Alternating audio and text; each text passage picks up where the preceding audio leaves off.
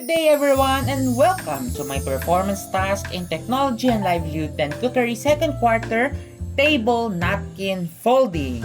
And this activity is submitted by Jacq, Daniel, and Francisco. Oh, that's me from grade 10 King Alfonso and submitted to Miss Evangeline R. Fernandez, our TLE10 teacher in school year 2022 to 2023, King's Montessori School.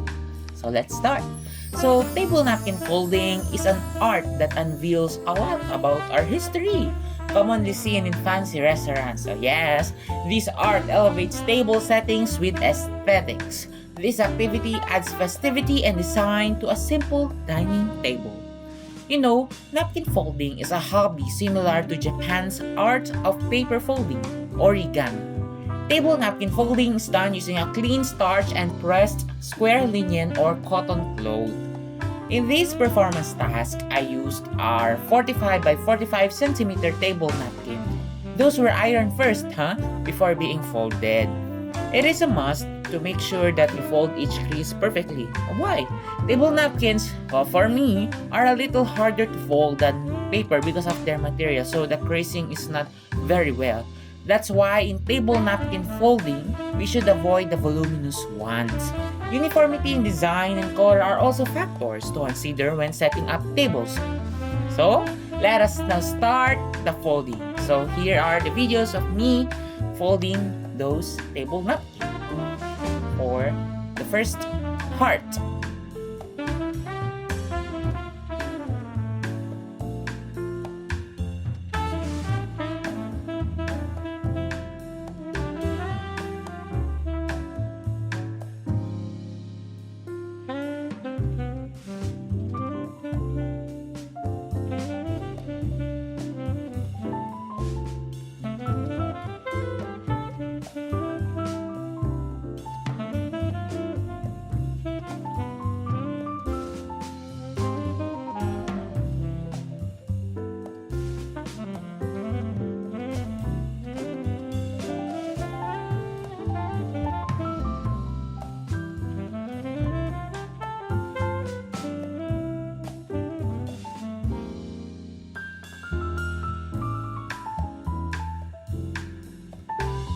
Pyramid.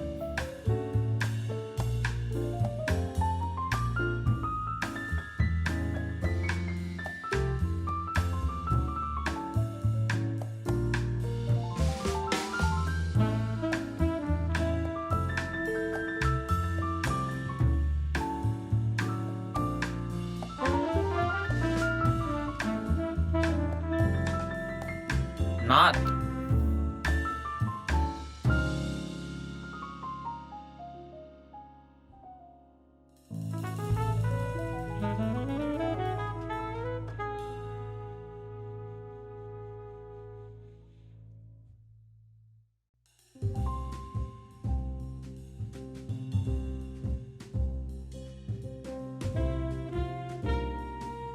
Butterfly.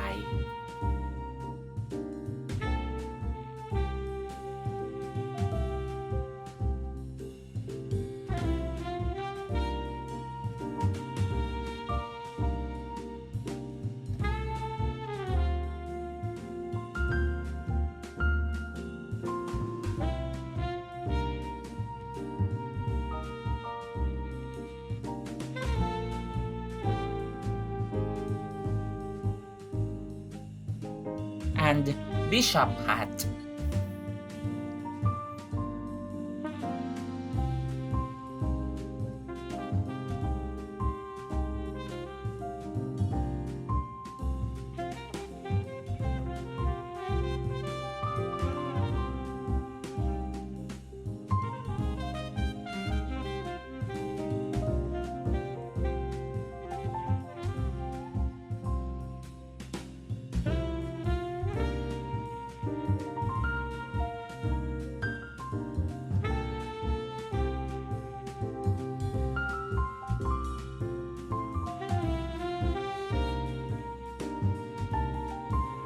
So here we are, the finished products from left to right, top to bottom. Heart, pyramid, knot, butterfly, and bishop hat.